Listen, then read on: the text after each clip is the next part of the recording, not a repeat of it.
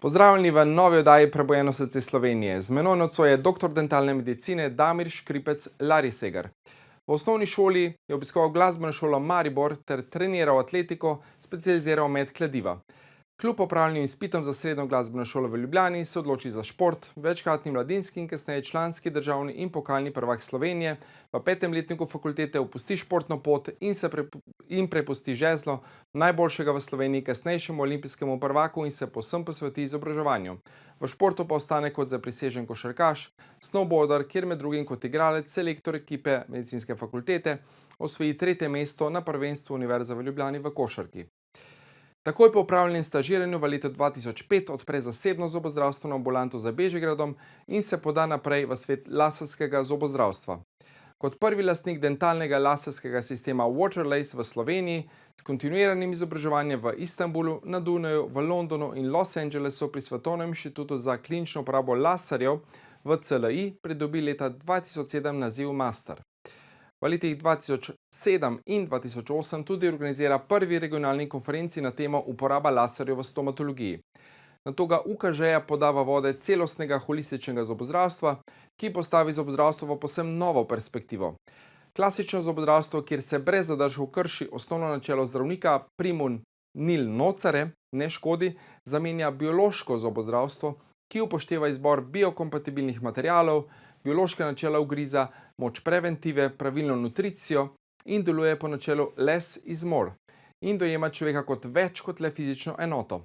Z aktivnim delovanjem pri ozaveščanju kolegov in javnosti o vzajemni toksičnosti amalgamskih plomb in pravilnem varnem odstranjevanju le-teh, o neustreznosti kovinskih zobnih nadomestkov, pasti mrtvih zob in toksikologiji flora, si nakoplje težave z zagovorniki doktrine strani edine izobraževalne ustanove na področju dentalne medicine pri nas, kakor tudi Zdravniške zbornice Slovenije.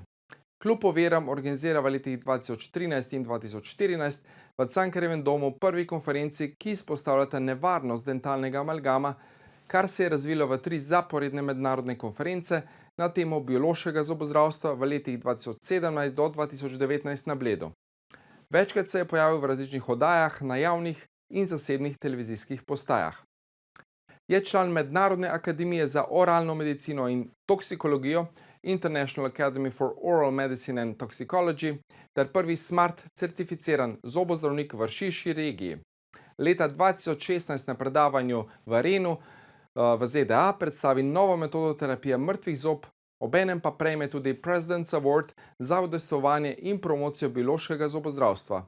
V letih 2017 do 2019 v Ženevi zastopa tudi na globalni UNEP konferenci, ki je zastavila in vzdržuje Minamatsko konvencijo, globalno okoljsko in zdravstveno zavezo o zmanjšanju izpustov živega v okolje. Od leta 2019 kot prvi neameričan zaseda funkcijo v organizaciji in sicer Co-Chair of Environmental Committee. Podiplomski študij varstvo okolja vpiše leta 2004, kjer ga primarno zanima energetska samooskrba urbanih okolij. V tej smeri ima pridobljena tudi dodatna znanja Life Cycle Assessment po metodi PRE v Amsterdamu ter Urban Sim simulacija razvoja urbanih okolij na Univerzo Washington v Seattlu. Opravljeni so izpiti, naloga pa je v zorenju. Iniciativi slovenskih zdravnikov se je pridružil dokaj zgodaj, v letu 2020, kjer se trudi čim bolj aktivno in koristno sodelovati.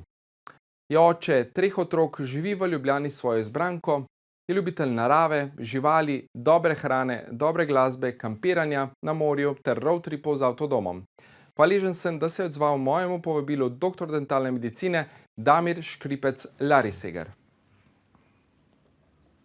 Pozdravljeni v novi oddaji Prebujeno srce Slovenije. Z menoj doktor dentalne medicine Damir Škripec Larisegar. Lepo pozdravljeni. Lepo pozdravljeni, hvala za povabilo. Ja, z veseljem. Veliko izobraževanj, veliko mednarodnih tudi certifikatov, šolanj. Malo zobozdravnikov verjetno ima toliko enega znanja, ki je celostno, ki je holistično, ki je usmerjeno v dobrobit človeka. Hvala. Ja, mislim, hvaležen sem, da me je pot peljala v to smer, da sem imel možnost raziskovati in svobodo prakticirati.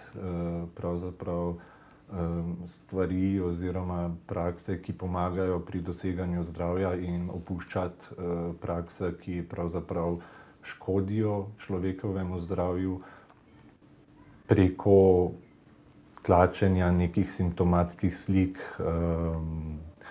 Tako da, ja, hvala. Odlično. Torej, dajva se najprej dotakniti problematike živega srebra v amalgamskih zalivkah, a ne. To še kako vpliva na zdravje ljudi, čeprav mogoče klasična, ne, oziroma ta uradna doktrina tega mogoče ne priznava. Ja, res je. To je največji strup na tem planetu lahko za biološka bitja.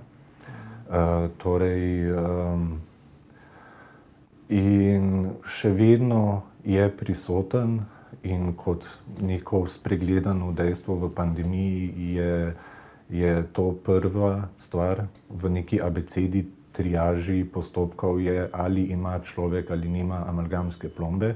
Če ima amalgamske plombe, je to njegov največji problem. Največji problem je živo srebro, ki hlapi z površine teh plomb in vpliva in na telesni nivo in na mentalni nivo. Zdaj vidimo tudi video, ne, v zadju.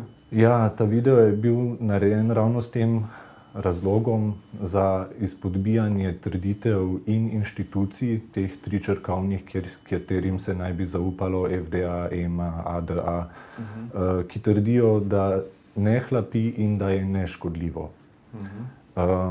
Video je bil narejen pravzaprav v sklopu te Minamatske konvencije, torej globalne konference, kjer se je cel svet, preko 130 držav svetovnih, zedinilo, da živo srebro je problem in ga je treba umakniti kot polutanta okolja in kot vpliva na zdravje pač ljudi, ne. In to je naša ekipa, ki zastopamo tole Mednarodno akademijo za oralno medicino in toksikologijo za Evropo, Ameriko, Avstralijo, Asia Pacific, Južna Amerika in Afrika smo po vrsti razporejeni, ki smo kot pridruženi oziroma svetovalna skupina na tej konferenci nekako zadolženi našo resnico proti resnici, ki jo WHO tudi med drugim širi oziroma zastopa na tej konferenci, da kot v okviru amalgamskih plomb ni tako problematičen material, ne. Ampak tukaj je taka širša industrija od zadaj, tu je in zlatokopstvo je vezano na živo srebro, cena zlata vezana na ceno živega srebra, zobozdravstvo in drugih največjih uporabnikov živega srebra. Ampak za razliko recimo od teh zahodnih naprednih držav je pa Rusija brez amalgama že vrsto let. Pravzaprav jim je tuj material in njihovim zobozdravnikom je pravzaprav jasno, da živega srebra ne moreš dati v telo, ne. To se dejansko zmeša se v kapsuli in se daje noter v usta živemu človeku in zato imaš licenco. Ker če bi vi to počeli, bi bilo to zastrupili ste nekoga, ne. Tukaj pa je vse okej, ne.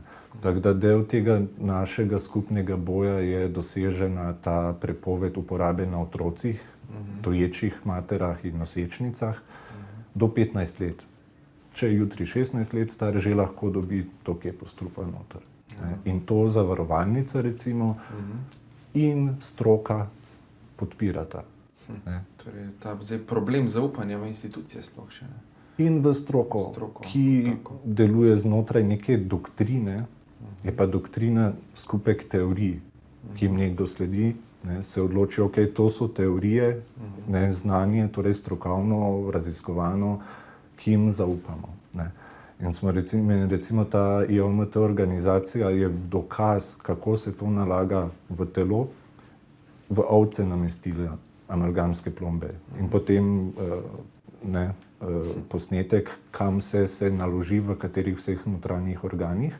In bil odgovor, ja, to je prižvekovalec, ne, to ni sesalec. In so dali v šimpanze, identična slika, brez odgovora, ne.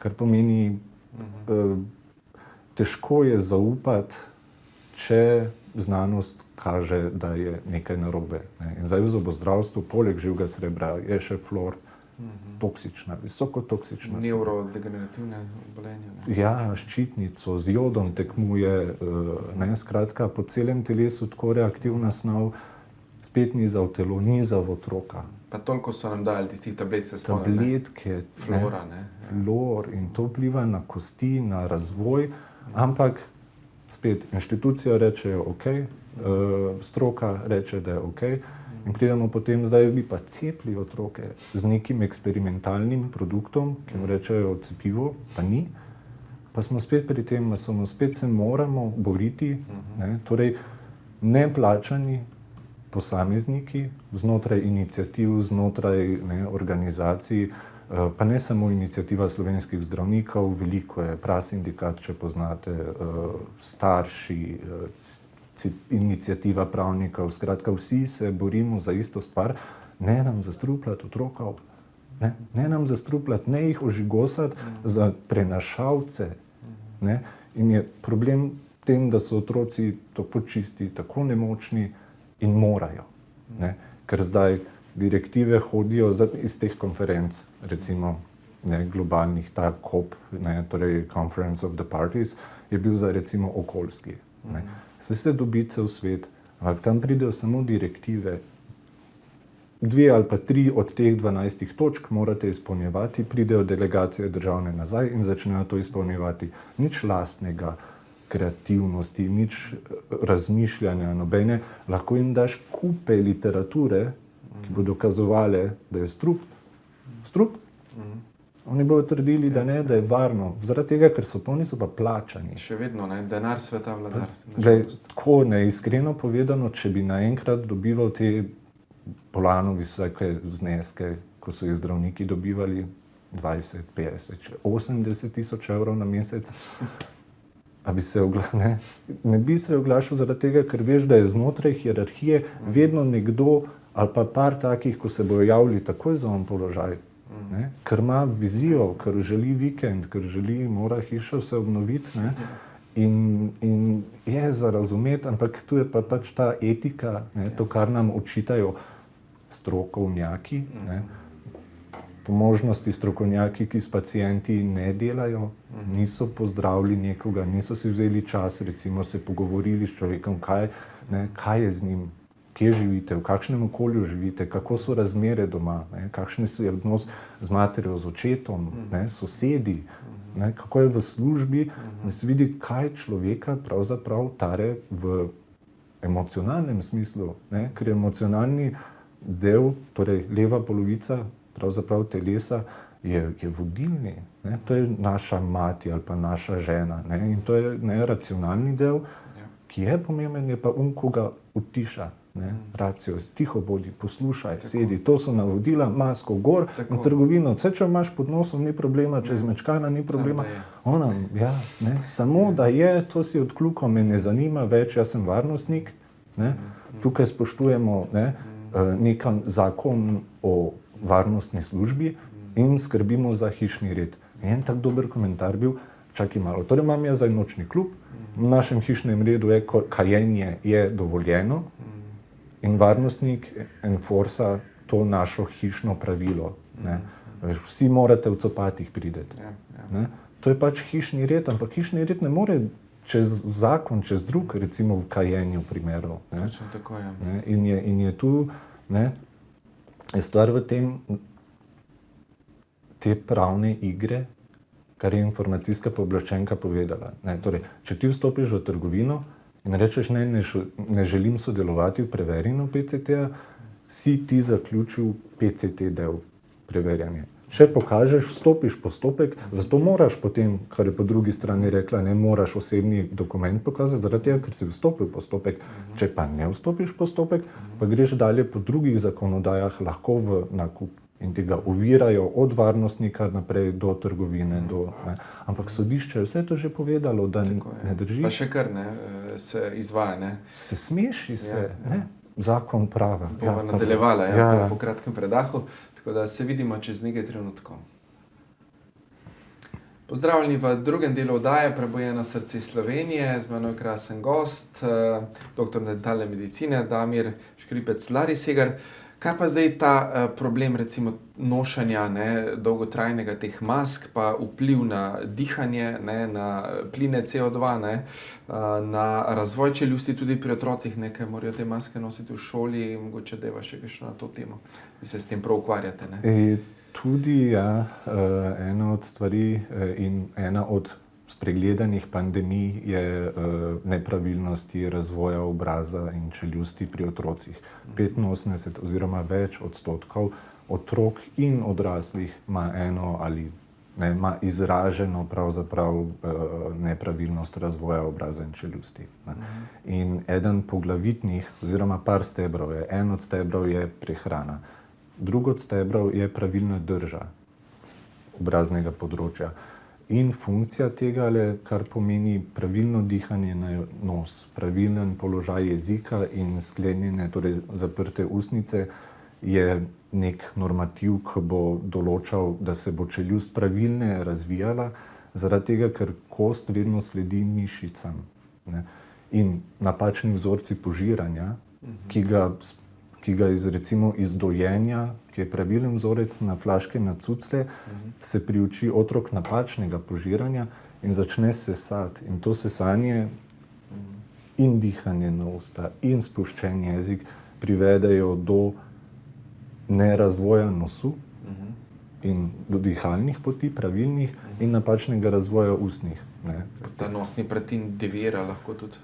Tudi nosni pretin, nos se spusti. Skratka, obraz namesto, da bi rasel naprej, tako kot pravilno determiniral profesor John Mew in obtožil na nek način ortodontijo, torej ortodontijo, ki se ukvarja z zobmi, da dela škodo na otrocih, da dela popačenja, da ni pravilna pot, ker je potrebno upoštevati, da zobje pravzaprav se začnejo razvijati v 9.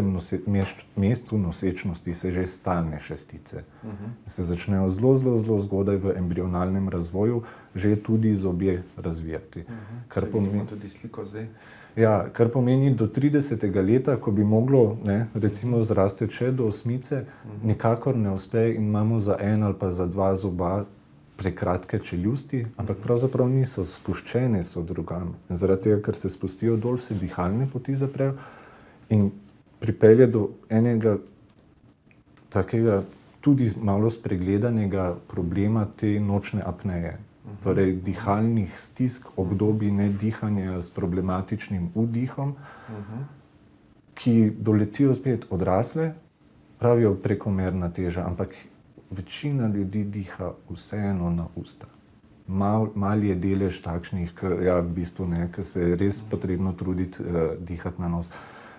In zdaj zapovemo maske ljudem, da kot prvo, pade dihanje na ustno, ampak izmenjava plinov, ko smo pa prej omenili, pa zaradi tega ni načeloma vsak zdravnik bi iz fiziologije in tudi zobozdravnik, ker delamo isto fakulteto, pravzaprav zobozdravniki vemo več od medicine, kakor vejo zdravniki od stomatologije. Oziroma, torej, stomatologija je celo to področje, od čeljustnega sklepa do čeljusti, do ustne votline, ne samo zob, ne samo plomba. In če je zob propadel, kako bo plomba zdržala neke sile, ki so uničile nek naravni najboljši možen material. In zdaj torej izmenjava plinov oziroma ravnovesje kisika pa CO2 je nekega ključnega pomena za naše stanje zavesti pravzaprav. Buden si, ko začne CO2 naraščati, pride do hiperkapnija, se reče, in hipoksemija, kar sosledje teh dogodkov vodi do kome lahko in smrti, ker se pač človek zaduši. Čeprav ima ta maskica ne filtrira ničesar, ampak glih dovolj pa zadržuje, da ni prezračevanja, da bi pravzaprav človek dihal svež zrak. In je ena kolegica naredila izjemno študijo, je objavljena na tej naši spletni strani Iniciative slovenskih zdravnikov, pa se ni upala podpisati pod to raziskavo, da jim ne bi težili iz naše stanovske organizacije, v kateri bi mogli vsi zdravniki pač biti, ker ni druge alternativne, ampak alternativno mnenje pa ne velja. Ampak jasno, da ne velja, ker alternativno pomeni drug izbor, ki je opozit, ki je na nasprotnem polu. In ta alopatska medicina, govoril, ajde, travmatologija, pa to so ena področja, ampak zdravljenje, torej alopatska medicina, imate izpuščaj, bomo dali nekaj, da bo izpuščaj. Imate vročino, bomo zbili vročino. Vse Anti in za vsako stvar antibiotik. Z takšnim ključnim nerazumevanjem tega, da je mikrobiom, mikroorganizmov, število teh celic je večje, kot je število teh celic, organskih, strukturnih, zajednih. Brez tega ni. Antibiotik je atomska bomba za celo telo zaradi enega vnetja v zobu, recimo, ali pa enega vnetja ali pa neke pljučnice. Brez razumevanja, da ni vse bakterijsko pa virusno. Da je večinoma, in to je del te naše akademije te International, je za toksikologijo. Mi živimo v okolju polnem enih strupov, ko vplivajo na nas, vulkanjem, bruha, ne samo en, ampak dva bruha, ta etna bruha od februarja, tale bruha, žveplo je v zraku. In če slučajno bi si kdo prebral ta 4-dnevna megla v Londonu leta 1956, 12,000 ljudi je umrlo takoj zaradi respiratornih težav. Pa ni bil virus v igri, zastrupili so se. In prevzema diktat imunologija in mikrobiologija in epidemiologija. To bi epidemiolog mogel razmisliti, ne iskati virusa, zaradi tega, ker ti nekdo reče, en virus kroži. Zdaj pa so različni nivoji znanosti. In na enih zelo visokih nivojih znanosti, recimo bi govorila o aeroplanktonu. Torej, v zraku je neki aeroplankton, ki ga visoka znanost raziskuje. V klasičnem, če bi pa govoril o aeroplanktonu, bi rekel, kaj mi govoriš. In isto v tej virologiji sta dve. Profesora Ihana bi recimo vprašali, zakaj se je odločil, če bi vsaj imel na izbiro, ampak smo pri indoktrinaciji. Če greš na šolo, slišiš samo tisto eno. In je teorija monomorfizma in pleomorfizma. Dve teoriji sta, med katerima lahko izbiraš, kako je sploh življenje v človeku nastalo. Kako se to dogaja? Nastalo je iz dveh celic, iz spermija pa iz jajčeca, iz maskuline pa femininega principa in iz tega je vse zraslo. Drug del je pa bil sprejem materinega mikrobioma, pa očetovega, pa počasi se učiti preko okolice, preko tega, kar nam je kreator, nekdo, ko je ustvaril človeka, ker jaz si predstavljate prvega dojenčka. Odkot se je rodil, kako se je dojil, kako mu je jasno bilo, kako je vedel in koliko časa je trajalo, da je prva dojenčica odrasla do tega. Kdo jih je učil, a so med opic? Ali pa, kakorkoli je iz trte zvito, ampak če so zapisi, da so človeka ustvarili, pa lahko zvenim kakorkoli, zapisi v kamnu napisani, kakšen je bil trial and error, kakšne napake so prve bile, da je bila glina vzeta tega planeta, da imamo mi minerale iz tega planeta, pa neko dušo.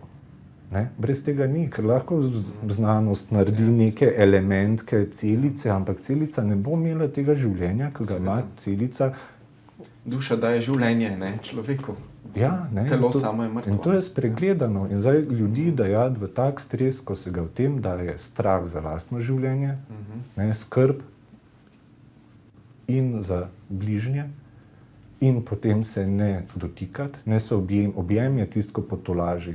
Imaš otrok pade, imaš racionalni bi bil, moraš paziti, glej po tleh, še bolj bi se mogel potolčiti, takšne lahko so, ali pa lahko se otroka objame, pa se ga potolaži, pa to. Torej ta parasimpatikotonus, Ko je spregledan spet, govori se samo o boj, beg ali play dead, torej igrati mrtev, torej simpatični, ne, parasimpatični del je tisti, ki ga je treba znati upoklicati. No. Bolj upoštevati, ne?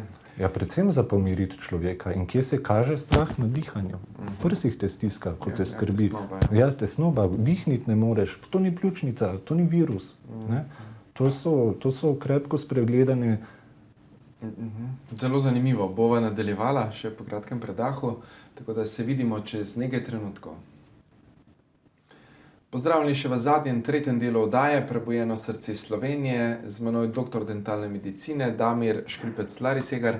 Damir, kaj pa cepljenje recimo? Ne? Zdaj je to zelo aktualna tematika, ne? Veliko se govori o tem, spet uradna stroka zagovarja, ne? Čeprav vemo, cepivo nima dokončne potrditve, dolgoročnih posledic ne poznamo. Kaj menite o tem mogoče? Ja, v tem menim takole, da se vmešava znanost v medicino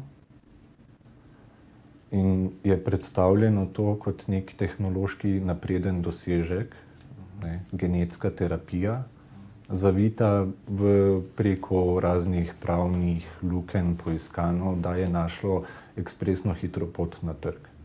Ne, normalno zdravilo po zelo, zelo, zelo hitrih postopkih, težko v 10 letih pride čez vse stopnje, predvsem te dolgoročne. Ne. Ti danes nekaj daš, pa ne veš, kaj bo jutri, kaj bo čez en teden, kaj bo čez en mesec. Ne. In zdaj ti ponavljaš ta isti toksin, ki se vnaša v telo, bo telo vsakič bolj reagiralo z neko sliko avtoimune bolezni. Zdaj, te avtoimune bolezni so spet neka neznanka, za katere ne vemo, kako nastanejo. Imamo pa celo kopico nekih eksperimentalnih zdravil. Dobro, to zdaj o zdravilih. Torej, od zdravil se pričakuje, da bodo nekaj pozdravile, ne? Oziroma, da bodo nek simptom, neko sliko potlačile in bo na tak način pozdravljeno. Ne? Brez razumevanja, da se te stvari potiskajo ali v bolj virulentno fazo, ali pa nekam v prihodnost.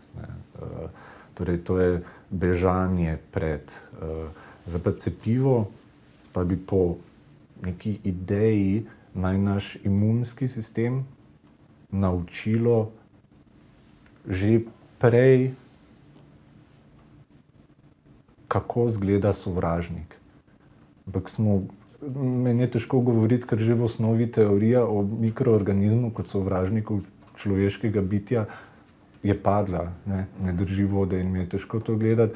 Kot drugo, pa vsi vemo, da se vedno sam pozdraviš. Se urežeš, se sam pozdraviš. Ne. Vse vedno, torej mehanizmi za zdravljenje so v nas noter dani in menim, da ni potrebe po nečem takem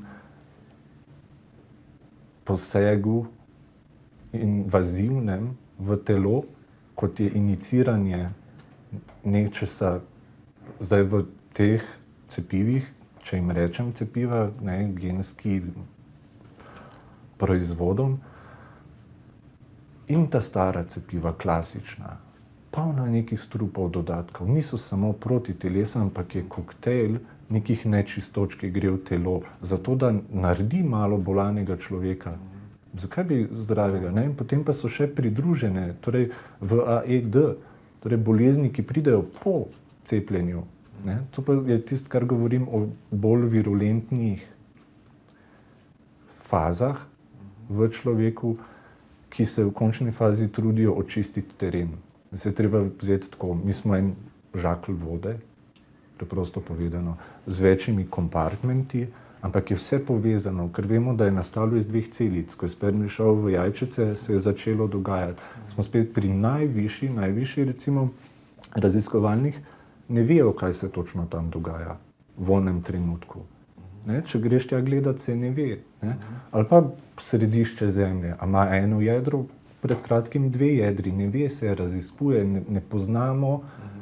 Po drugi strani pa ne vem, zakaj bi morali do potankosti poznati vse, kako deluje, namesto da bi uživali v tem, da smo, ne? Da imamo ta čas, kar ga imamo, in se ne bi smeli, bi se mogli za sebe brigati, pa ne sekirati za druge, ne? Bi mogli pač mirno imeti. Ampak nekaterim slojem, verjetno, je človek kot neke vrste bolezen, odpadek, ne? Nismo krivi, da planet propada, pa ne vem kaj, ne? In dejansko od enih ljudi, ko recimo od Amazona, ne? To je knjigarna, spletna trgovina, ampak takega človeka poslušajo na govorih, ne, svetovni voditelji, ne? Pa nič ni takega naredil, ne? Denar je dobil, pa se igrajo z denarjem, ne, recimo. In takšni ljudje drug, ne, od Microsofta, torej, ne, svetuje WHO-ju od cepiva, pa fakultete ni naredil, ne. Ampak to so merodajni ljudje, ker so uspešni v očeh ljudi, zato ker imajo denar in lahko kar pokažejo. In to je problem droge, kjer drogo uporablja kdo. Ne? Zakaj so poslanci proti obveznemu testiranju na droge? Ne? Ker če je tvoja droga koka, ne? Kokain, si zelo sebičen in zelo lahko uspešen, ampak prek trupel gre tak človek. Imaš nobenega srca, sočutja do sočloveka. Alkohol recimo dosti več čustvenih, ne, apov in davnov, tako bi recimo stare politike si predstavljali slik, ne, pijo pa kadijo in, ne, in je mogoče pač človek ali pa človeštvo ali pa država in v interesu. Tak pa ni, tak pa recimo prek teh cepiv in prek teh testov in prek teh mask samokupna moč pada ljudstva, zadolženost narašča, ne, ta vreča denarja, kakor, ne, če si predstavljaš, vrečo vode in je spet, zašla. Torej, nekem sloju je v interesu in mogoče niti ne veš, če imaš lastne delnice nekje, tvoj kapital raste na podlagi tega, da se ljudje zastrupljajo z vsemi temi produkti. Ne. In to je pač, moje mnenje o cepivih je nepotrebna so in je ta slika zdaj tako zapletena, ta iskrica mi je zelo dobra bila. Torej, zdaj morajo prepričati necepljene, da cepivo deluje, ne? Dvakrat cepljene, da rabijo tretjo dozo, da bo cepivo delovalo, ne?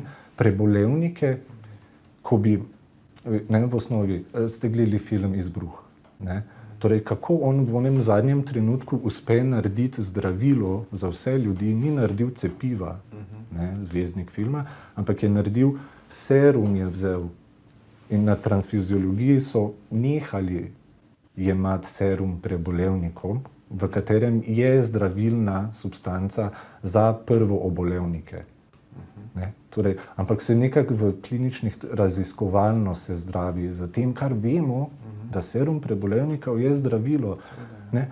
Prve obolevnike se pa zdravi z nekim z nekim zdravilom, za katerega ne vemo, ne, z antibiotiki, z cel kup nečesa dobijo, teli, ko pridejo v bolnico. Ne, novica, intubirajo jih prezgodaj. Ne. Saturacije so normalne. Zakaj? Da upravičimo ali pa upravičijo, ne, to sliko, ki je zdaj, ko ne vemo, kaj je zdravljenja, so opuščena že od lani bila, kaj so pridružene bolezni, za čem so, kako ljudi premetavajo po teh bolnicah, ubogih. Ne. Je pravil, ne, kolega, ko me je oče pred kratkim zdaj umrl, rekel, kot prvo 8 operacij za srčni spodbojevalnik. 8 za eno tako stvar, po oddelkih premetavah, kje pa je oče, ne vemo. Kako ne veste, kje? Ne? Od tega, da mora reči, da mu je sin doktor, ne doktor znanosti, ampak samo doktor, da se spremeni obnašanje osebja do osebe. Ne? Tako da medicina si, jaz mislim, pač ta stroka si tako medvedjo uslugo dela s temi potezami, ki zdaj se pač dogajajo. Ne. Pada zaupanje ljudi, ne, zaradi tega vsega. In novinarstvo tudi. Novinarstvo, ne, velike hiše javne, pa namesto, da bi, ne, recimo nacionalna šla na drugo stran stališča, ki ga zastopa komercialna, so šli zdaj skupaj v skupno pravzaprav spet indoktrinacijo pranja možganov. Ne. Zaupajte nam, vse je v redu, varno je. Pa če človek umre, kako lahko rečeš, da je varno kot zdravnik? Ne? Če moraš kot zdravnik imeti set za oživljanje, za vsak primer, za vsakega, koliko je bilo oživljanj, ne vemo. Na licu mesta, ker je anafilaksa, ne? Koliko denarja je šlo iz bolniških, ki so bile posledica cepljenja, ne? Ko so ljudje še zdaj, ne? Ljudje ni bo več, ampak bomo lahko spletno nakupovali, bomo lahko brez prodajalca, bomo lahko, če se tablete dajo, ne rabiš zdravnika, če se otroci lahko učijo od doma, ne rabiš učiteljev, ne rabiš jih, to je pač nek nov svet, ki ga vidimo. Zdaj pred kratkim je ta isti rekel, da zemlja sploh ne bo več za ljudi, da bo nek raj za izbrance, ostali pa deponirani. Ne? Takšna prihodnost ni nam v interesu. Ali bomo šli v nek res ta transhumanizem, ali bomo pa rekli temu dosta, ne, in postavili meje.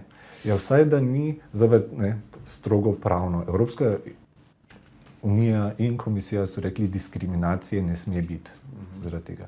Ampak nikjer pa niso rekli o segregaciji, ki se dogaja, ne? In smo pravno tako strokovni, da ja, segregacija pa ni omenjena, ali kaj, to se pa lahko dela, da se ločuje zdaj cepljen, dvakrat cepljen, ne, smeš tja, ne smeš sem. Tako da... Veliko izzivov, veliko vprašanj. Mislim, jasno je, zakaj se borimo neplačani, ne. Se res za svobodo se mi zdi, ne. Torej, vsi tile, ko bi nas gledali kot neke uzurperje, ne, nekega, ki smo moteč dejavnik, ne, mi se borimo za svobodo nas vseh, brezpogojno. Človečnosti in neke zaupanja v stroko, ne, vsaj eno vejo, ki si ne pusti, ne niti ponižati. Ti nisi to pa to. Vsi smo se naučili brati strokovno literaturo na isti način. Vsi, če si ohranil kritičen del tega raziskovalca v možganih in tega opornika, ne, boš rekel, čak malo, ta proti tem, ta pade. Ne. In pač izkaže se, da cepljenje pač ni to. Ne. Cepljenje se dogaja po neki pogodbi, ki ni razkrita med in nekim podpisom, ki je bil strani nekega sekretarja državnega dana. Tako. Odlično, čas se nam je na žalost iztekel. Hvala, dr. Damir Škripec, Larisegar, hvala, da ste bili moj gost, hvala za iskrenost, za pogum, vse, kar ste povedali. Tako da se še kdaj verjetno srečava. Hvala. Ja, hvala. Hvala torej tudi vam, drage gledalke in gledalci, da ste bili tudi nocoj z nami v naši oddaji Prebujeno srce Slovenije. Hvala vam, ker ste in hvala, ker gledate to oddajo.